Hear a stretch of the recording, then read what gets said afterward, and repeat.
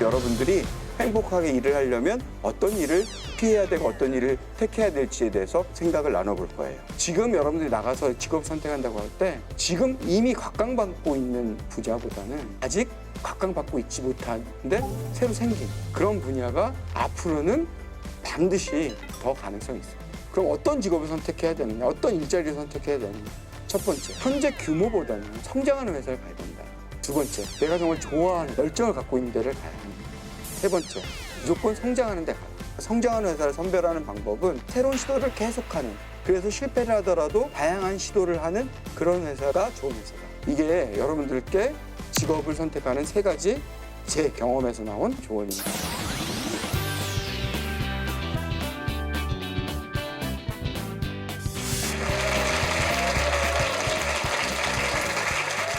이번에는 좀 더 이제 다른 얘기를 할 건데요. 두 번째는 이제 일자리 선택했다고 했을 때 어떻게 일을 잘할 수 있을까? 제 나름대로 이제 경험을 가지고 여러분들께 한번 설명드리려고 합니다. 작년 이맘때 아이리버라는 회사를 다녔습니다.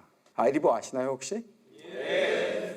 이게 정말 굉장히 공전의 히트를 기록했죠. 그래서 빌 게이츠 형님께서 아이리버 MP3를 극찬을 하면서 이런 거를 만들어야 되겠다 이렇게 이제 얘기했을 정도로 아이리버는 2000년대 초반에 전 세계에서 MP3 플레이어라는 거를 가장 많이 팔았던 회사입니다. 근데 아이리버라는 회사가 사실 지금 많이 안 좋죠. 왜 아이리버가 그렇게 어려워졌을까요? 애플이 아이팟을 만들어내면서 아이팟한테 다 뺏긴 거예요. 그러다가 이 회사가 다시 부활을 합니다. 아스트랜컨이라는 새로운 브랜드를 만들어내는데요. 이 브랜드는 어떤 브랜드였냐면, 여러분들 MP3 플레이어는 과거에 뭐 싼 건 아니지만 어쨌든 되게 대중적인 가격이었잖아요. 젊은 사람들이 살 수 있는. 아스트랜컨은 제일 싼 플레이어가 100만 원입니다. 제일 비싼 플레이어는 500만 원이 넘습니다. 과거에는 비싼 거는 다 아날로그였어요. 진공관 뭐 이렇게 큰 거 있잖아요. 그리고 싼 거는 디지털. 이런 등식이 있었습니다. 근데 아이리버가 그걸 도전한 거예요. 디지털 소형 오디오 재생기로도 고음질을 낼 수 있다. 이런 새로운 혁신을 가지고 시장에 들어갔고 이게 없을 거라고 생각을 했는데 시장이 있었어요. 그래서 전 세계 수많은 나라에서 아이리버 제품을 삽니다. 그러면서 아이리버는 다시 한번 재기를 하는 듯 했습니다. 근데 제가 SK텔레콤 다니다 SM으로 가게 되잖아요. 조인트 벤처를 만들어서. 근데 SM과 만들었던 그 조인트 벤처가 아이리버로 통합이 됩니다. 아이리버로 통합이 되면서 그 만들었던 최소 100만 원짜리 비싼 디지털 음악 재생기를 좀 가격을 낮춰서 대중화시켜서 젊은 사람들한테 팔아보자라는 아이디어가 나왔고, 우리 대표님이 저한테 얘기를 합니다. 임상무는 여태까지 SNS나 모바일에서 영상을 하는 전문가니까 우리 이 디바이스를 만들어가지고 멋지게 세계 시장에서 한번 팔아봅시다. 근데 저는 한 번도, 제 경력을 보시면 알겠지만 한 번도 디바이스, 그러니까 하드웨어 기기를 팔아본 적이 없어요. 마케팅을 해본 적이 없는데 그런 생각을 했습니다. 뭐 어차피 비슷할 것 같으니까 한번 해보자. 이렇게 이제 시작을 하게 됩니다. 그리고 이 타겟 오디언스는 아까 말씀드린 최소 100만 원짜리 기계는 여러분들이 타겟이 아니에요. 일단 기본적으로 돈이 좀 있으신 40대, 50대 분들이 타겟이었고, 근데 요거는 한 3, 40만 원대로 해서 젊은이를 한번 타겟으로 해보자. 그래서 여러분들보다 조금 나이가 많긴 하지만 여러분들 또래 분들을 팀으로 만들어서 바로 팀에 들어갑니다. 그리고 나서 유튜브하고 인스타그램, 페이스북이 저의 주요한 무대였으니까 유튜브에 잘 먹힐 여러분들이 좋아할 만한 사람들을 선택을 해서 뮤직비디오도 만들고, 페이스북이랑 인스타그램에 포스트를 해서 좋은 콘텐츠를 만들어서 한번 기기를 세계에 한번 보내보자, 이런 마케팅 계획을 거창하게 세웁니다. 그리고 나서 이제 유튜브 스타들을 알아보러 다녔더니, 이분 누군지 아시나요 혹시? 네, 1밀리언 댄스 그룹의 명민아 씨입니다. 이분을 모시고 이제 뮤직비디오를 찍습니다. 뮤직비디오 공개하는 날 베이징 도쿄에 가서 제품 런칭 발표를 하는 그런 발표를 가졌습니다. 그렇게 하면서 이제 시작을 한 거죠. 저희 팀이 그때 한 7명쯤 됐어요. 그 액티브 마케팅 팀이 7명의 마케팅 팀을 돌리는데 이 친구들이 너무 힘들어하는 거예요.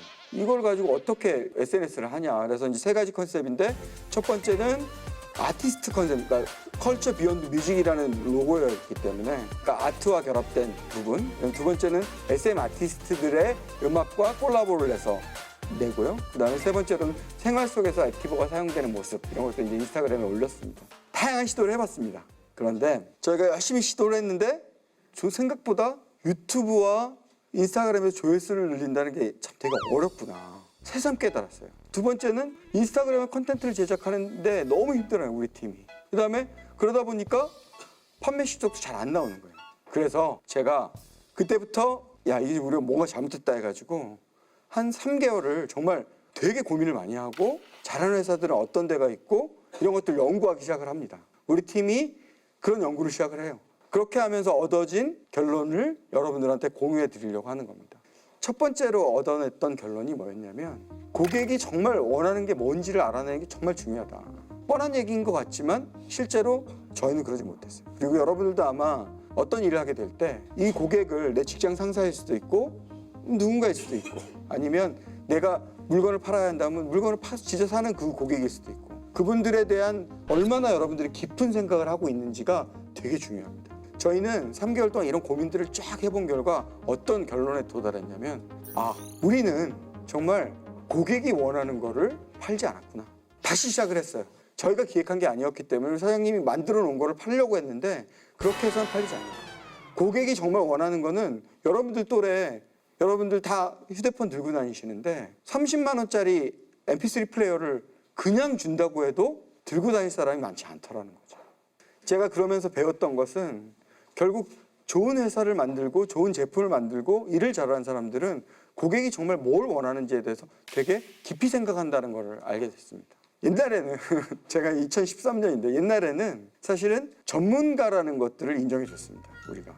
제가 2013년에 가을에 추석 프로모션을 옆에 있는 분 누군지 아시죠? 가수 장기하 씨하고 저는 우리 팀원들이 저한테 당신이 한번 광고 모델로 나가봐라.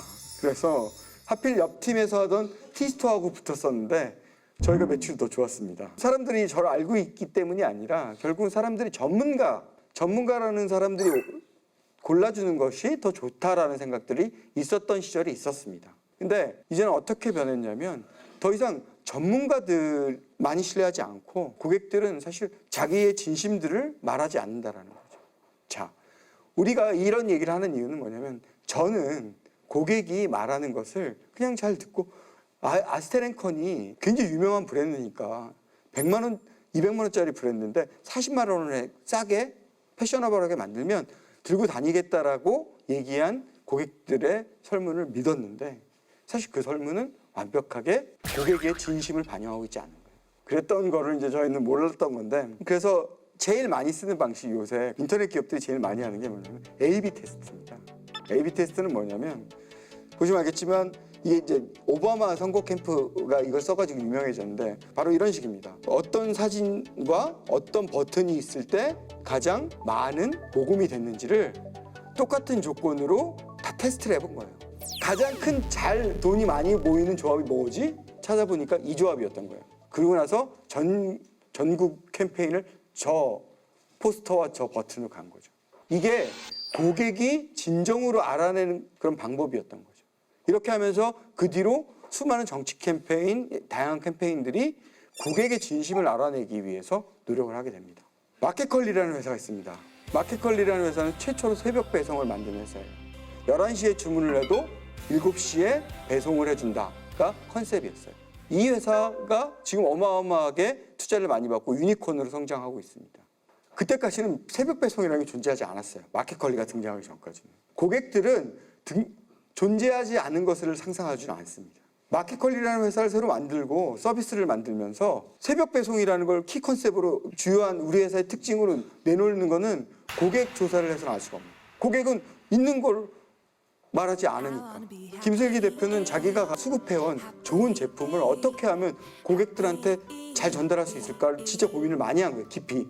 근데 대체로 자기한테 주문을 하는 사람들은 낮에 일을 하는 사람들이고 집에 들어와서 보다가 그러니까 요새 여러분들 어떠신지 모르겠는데 여러분들도 일과 끝나고 휴대폰 잠깐 볼 수 있는 시간 주어지면 쇼핑을 하는 사람들이 좀 있으실 거예요. 쇼핑을 하고 있으면 내가 하지 않아도 위로를 받는 거예요. 여자분들은 특히 그런 사람들이 많은데 이거 보다가 주문을 하면 이게 언제 날라올지 모르니까 사실은 이분들이 그런 걸 괴로워한다는 거를 알게 되면서 새벽 배송이라는 거 해보자라고 한 거예요. 그리고 일 잘하는 회사의 첫 번째 특징은 고객에 대한 진정으로 고객이 원하는 게 뭔지에 대해서 깊이 생각을 해야 된다. 이거를 회사로 생각하면 그렇지만 여러분 연애로 생각을 해보세요. 그 다음에 취직을 했다고 생각을 해보세요.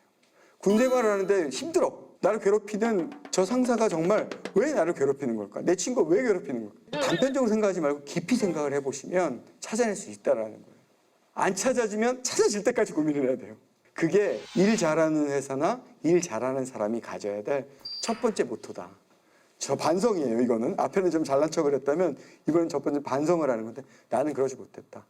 그냥 고객들이 필요해요. 그거 주면 좋죠. 예쁘면 좋겠어요. 패셔너블하면 좋겠어요. 하얀색이면 좋겠어요. 그걸 믿고 다 만들어냈지만 결국 고객들은 사주지 않았어요. 그들의 속마음을 파악하는 게 일을 잘하는 사람, 일을 잘하는 회사의 첫 번째 특징인 것 같아요. 두 번째는 남다른 나만의 방식을 찾는다는 건데요.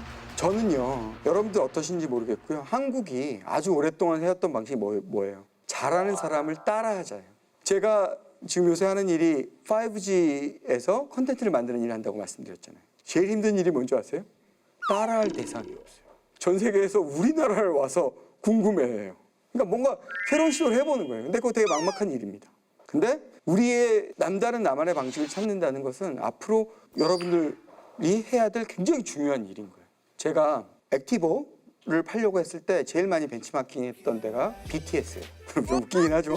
웬 BTS? 근데 BTS가 어떻게 성공했는지 진짜 연구를 많이 했어요. 그랬더니 우리는 절대 BTS를 따라할 수 없다라는 생각을 하긴 했는데 한국 가수 최초로 세계 1등 했잖아요. 그죠? 그것도 여러 차례 했어요. BTS의 성공 비결을 SNS 때문이라고 그래요. 저는 그게 맞다고 생각을 해요. 제가 그래서 SNS를 BTS는 어떻게 하나 봤더니 BTS가 전 세계에서 유명한 탑 가수가 된 뒤에도 트위터에다 지금도 매일 트위터가 3-4개씩 올라와요. 메이저가 해주는 게 아니라 직접.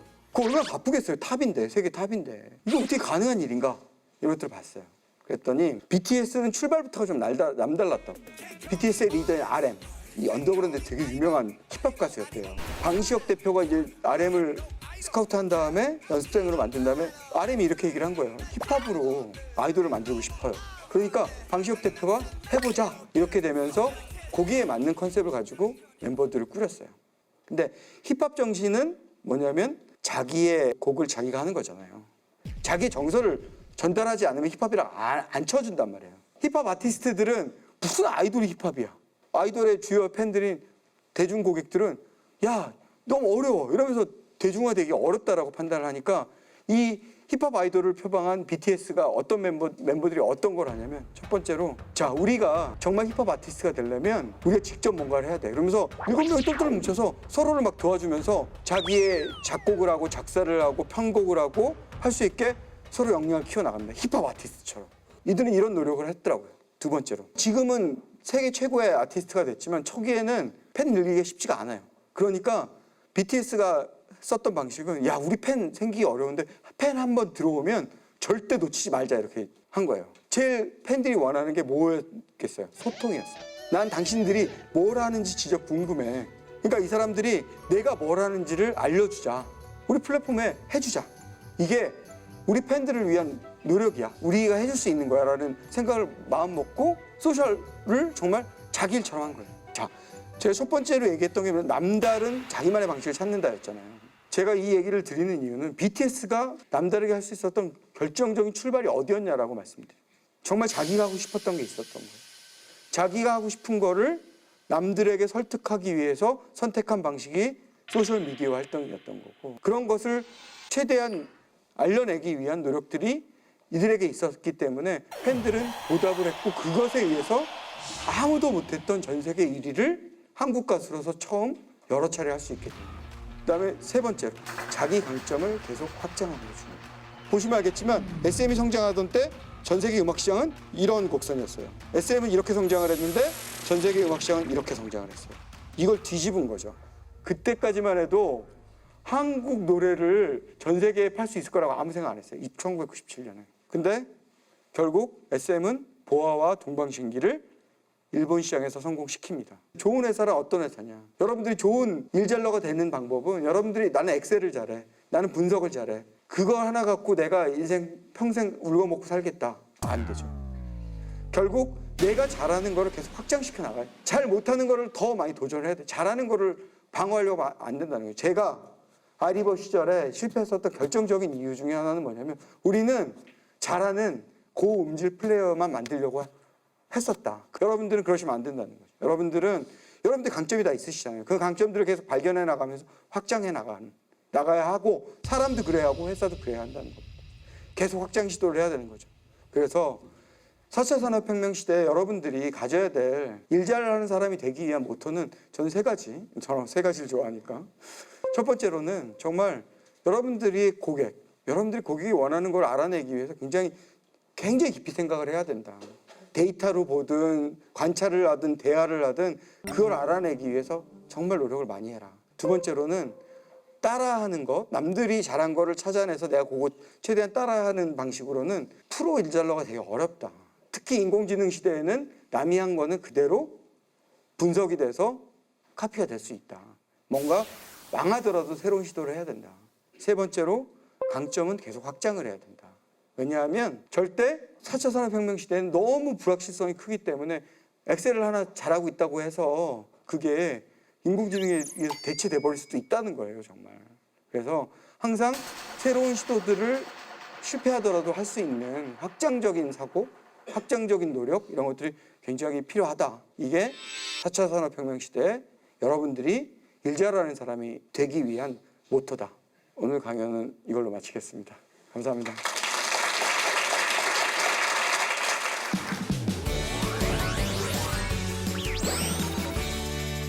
회사가 이 인재를 뽑을 때 적어도 이것만큼은 해줬으면 좋겠다. 적어도 이 정도의 최소 요건은 맞추고 와줬으면 좋겠다 하는 그런 게 있다면 혹시 설명 부탁드릴 수 있는지. 네, 좋은 질문입니다. 저는 제일 중요하게 생각하는 게 테크놀로지에 대해서 잘 아는 거라고 생각을 해요. 어쨌든 지난 20년 우리의 삶을 변화시켜온 테크놀로지들이 많이 있습니다. 인터넷도 있었고 스마트폰도 있었고 그런 것들이 되게 피곤합니다. 그걸 여러분들은 몸으로 따라가지만 저는 애써서 허덕거리면서 따라가는 중입니다. 그럼에도 불구하고 제가 여러분들한테 이런 얘기를 할 수 있는 거는 근데 여러분들도 마찬가지예요. 여러분들도 애써서 노력하지 않으면 테크놀로지 트렌드들을 따라가기가 되게 쉽지가 않습니다. 워낙 빨리 변화하고 있기 때문에. 그리고 그중에서 내가 취사 선택할 수 있는 정보가 뭔지도 분명치가 않을 때가 많아요. 그래서 제일 중요하게 보는 것은 인공지능에 대해서 뭐가 떠오르냐고 했을 때 남다른 대답을 할 수 있어야 되는 그 정도의 테크놀로지에 대한 자기 나름대로의 생각과 트렌드에 대한 자기 이해 이런 것들이 반드시 필요합니다. 그거는 제 강의를 관통하는 키워드가 뭐라고 생각하는지 모르지만 테크놀로지. 결국 뭐가 됐던 테크놀로지가 우리의 삶을 계속 바꿔나가고 있기 때문에 그렇기 때문에 당연히 신입사원에게도 테크놀로지, 그다음에 5G, 그다음에 뭐 새로운 뭐 양자 기술 이런 것들은 어떻게 우리 삶에 영향을 미칠지 여러분들은 계속 따라가는 게 정말 중요하다. 어떤 회사를 가든 여러분들한테 굉장히 좋은 어드밴티지가 될 거다 말씀드릴 수 있을 것 같습니다. 자기가 뭘 좋아하고 뭘 잘하는 건지 이제 그 교수님 같은 경우에는 애초에 정해져 있었던 건지 아니면 이런 고민이 있을 때 약간 어떻게 해야 될지 질문하고 싶었습니다. 내가 정말 뭘 좋아하지? 내 강점이 뭐지? 이런 것들 다 퀘스천을 갖고 계실 거예요. 이 세상이 빨리 변할 때는 저마저도 그 고민들을 계속 휩싸이게 됩니다. 거기에 뭐 어떤 진리가 담겨 있냐면 내가 잘하는 것은 사실은 그렇게 복잡하고 고차원적이지 않다라는 겁니다. 아무리 깊이 고민하고 아무리 보려고 해도 안 보일 수 있어요. 지금 질문하신 일병님께서는 자기의 고객이 자기인 겁니다. 여러 가지 방법을 찾아보세요. 데이터를 볼 수 있으면 데이터를 내가 뭘 했을 때 좋은지를 계속 써본다거나 아주 미시적일수록 좋아요. 난 떡볶이를 먹을 때 기분이 좋더라. 내지는 일기를 쓰고 있을 때 기분이 좋더라. 그러니까 싫은 거 좋은 거를 계속 써보는 겁니다. 데이터를 만들 수도 있고 써볼 수도 있고 결국은 핵심은 내가 내 고객이라고 한다. 나를 내 고객이라고 생각한다면 나를 진짜 깊이 있게 관찰해보고 검색해보고 데이터로 만들어보고 가진 노력을 다해보라는 얘기입니다. 그게 돼서 1차 찾아지잖아요. 고칠 수 있어요. 근데 그게 왜 여러분들한테 도움이 되냐면 고객을 이해하는 게 첫 번째 모토였잖아요. 내가 그렇게 집요하게 한번 이해해 보려고 애를 쓰는 거. 그리고 그걸 가지고 나는 이런 사람인 것 같아라고 던졌잖아요. 세상에 던져보고 실패할 수 있어요. 제가 실패하는 걸 두려워하지 말라고 했으니까 당연히 실패해요. 우리가 어떤 갖고 있는 선입견에 근거해서 뭘 할 수 있기 때문에. 그렇기 때문에 실패를 두려워하지 말고 나를 이런 사람으로 해보고 아닌 것 같으면 아니었구나. 다시 관찰해보고. 그렇게 했을 때 자기에 대한 뭐가 생길 겁니다. 안 생기면 고객을 이해할 때까지 하라고 했었잖아요. 안 생기면 이해할 때까지 계속 하세요. 대학 졸업할 때까지 정하시지 마시고 뭐 일단 취직은 해야 되니까 취직도 하고 연애도 해보고 할 거 하면서 계속 의문을 가지세요. 나는 뭘 잘할 수 있는 사람? 나는 누군가? 그게 우리가 해야 되는 첫 번째 모토라고 말씀드립니다. 결국은 여러분들이 진정으로 원하는 것을 찾기 위해서 정말 계속 노력을 해라. 찾았을 때까지. 그리고 부딪혀보고 계속 고쳐나가면 됩니다. 두려워하지 마시고 부딪혀 보십시오. 화이팅입니다.